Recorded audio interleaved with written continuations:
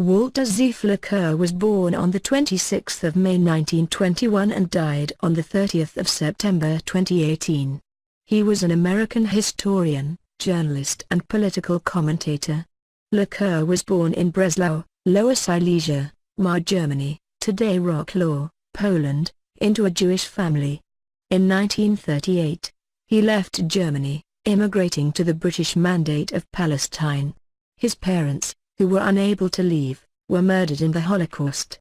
After a year of study at the Hebrew University of Jerusalem, Laqueur joined a kibbutz and worked as an agricultural laborer from 1939 to 1944.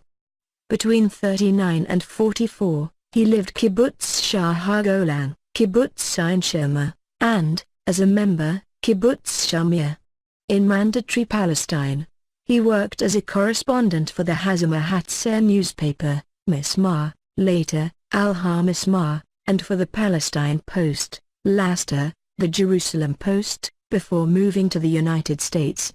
In 1944, he moved to Jerusalem, where he worked as a journalist until 1953, covering Palestine and other countries in the Middle East. In 1955, Laqueur moved to London. He was founder and editor, with George Mosse, of the Journal of Contemporary History and of Survey from 1956 to 1964. He was also founding editor of the Washington Papers.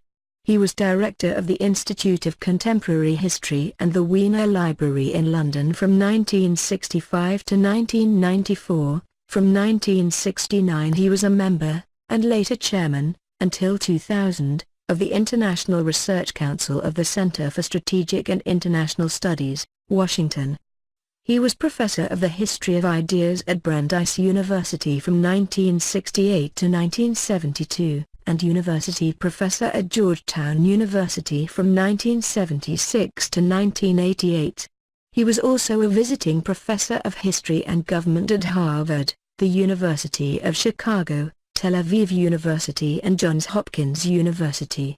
Laqueur's main works deal with European history in the 19th and 20th centuries, especially Russian history and German history, as well as the history of the Middle East.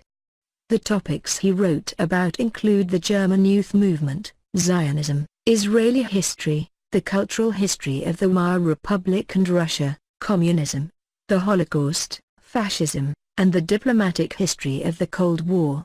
His books have been translated into many languages.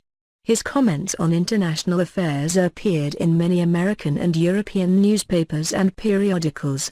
He died at 97 years old.